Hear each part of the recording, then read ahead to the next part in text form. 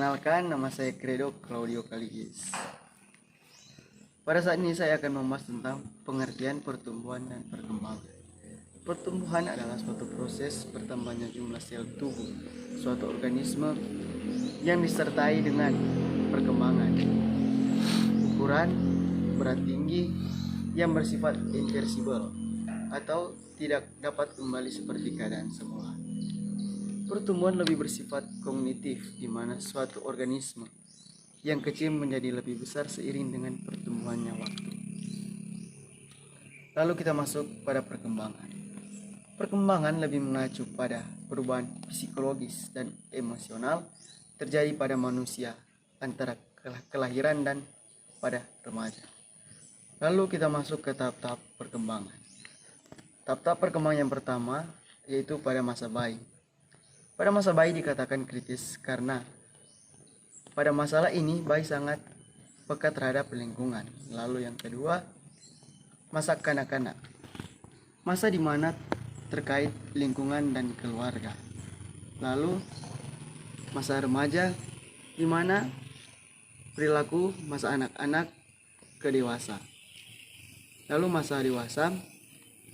Masa dewasa melambangkan suatu organisme yang telah matang yang menganjak pada manusia bukan lagi anak-anak dan lebih menjadi pria dan wanita. Masa tua adalah masa kehidupan regeneratif yang terbatas dan lebih mudah terserang penyakit.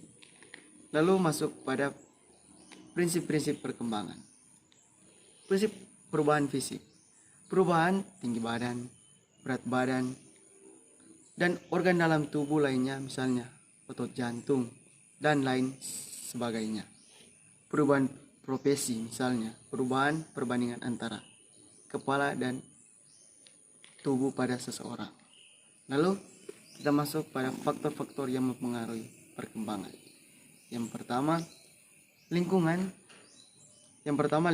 Pastikan anak memiliki ruang untuk bermain, menjelajah kepada penduduk. Tidak parah dan pastikan efek terhindar dari ancaman. Lalu hubungan interpersonal, hubungan kita dan anak dengan cara berkomunikasi. Lalu kita masuk pada perbedaan pertumbuhan dan perkembangan. Yang pertama, terlihat dari keadaan fisik. Contohnya, badan menjadi tinggi, anggota-anggota badan menjadi lebih panjang.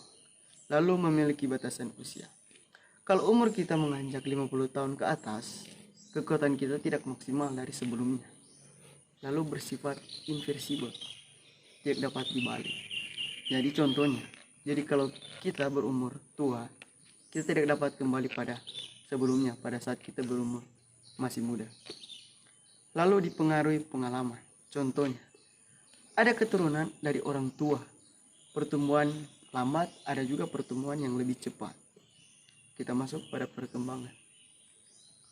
Perkembangan bersifat kuantitatif, di mana digambarkan dengan bilangan. Tidak dapat dilihat dengan cara teratur. Lalu, terlihat dari sifat dan kemampuan.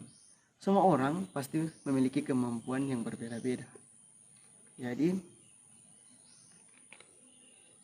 lalu bersifat reversibel, bisa dibalik. Contohnya, kadang ada orang yang lebih muda dari kita, lebih pintar dari kita. Begitu juga sebaliknya. Lalu dipengaruhi pengalaman. Ini dibilang dipengaruhi pengalaman karena mungkin ada seseorang itu banyak pengalaman. Jadi pengalaman dia membagikan kepada kita agar kita lah lebih dapat berpikir lebih logis.